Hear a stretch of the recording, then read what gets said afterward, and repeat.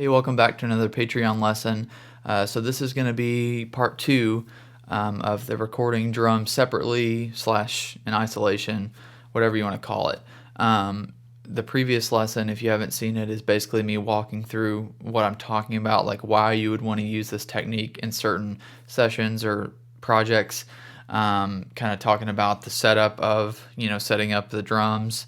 And mics and things like that, and then showing the actual playing portion between just recording the drums as a full kit as you normally would, versus recording them kind of separate and there's some different ways that you can choose to do that.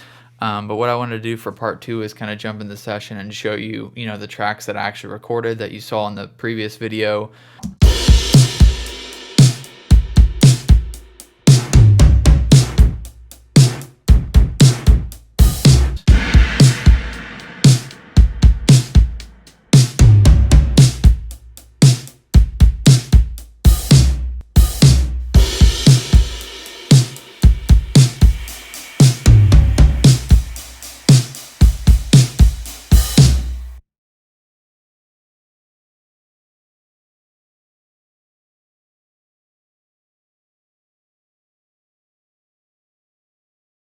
So yeah, there's a million ways you could just play around all day, like figuring out, or just automating per section. Like I said, automation is your friend. Like when you're mixing or whatever, there's so much you can do by just automating a room mic up in a chorus, or bringing it down in a chorus, or whatever, just to kind of create a different depth of field, a different space around the drums per section of the song, or based on whatever project you're working on.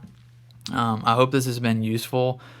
This is the kind of stuff that definitely excites me the most about recording drums, is not just like getting a good drum sound and calling it done, but like knowing okay, let's capture something this way, and then later I'm gonna play around with it and try to create something more out of it. And you can do this kind of stuff with pedals or things, hardware on the way in, but for a lot of people, we're in the box mainly with maybe a couple preamps or something. So you're kind of getting a lot of this identity stuff after the fact.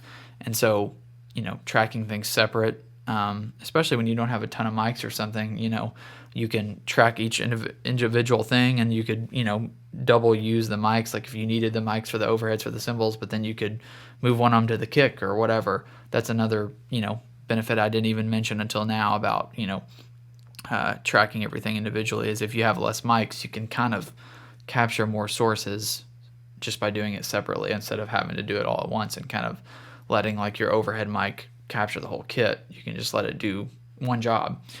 If you've got any questions or things you liked about this, feel free to reach out, or I'd love to discuss different ideas. I always mention ask me questions if you want, but I'm also always open to discuss things as well that you're excited about or that you're enjoying, and I want to hear from you guys as well.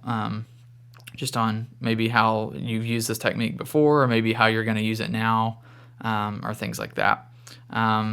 This will be the last video lesson in this space. Me and my wife are actually moving in a little over a week or so. So next time you see a video after this one, all this will look completely different, and I'll be in a completely different space. So I'm really excited about that. As always, if you've got any questions, let me know. If not, I'll see you next time.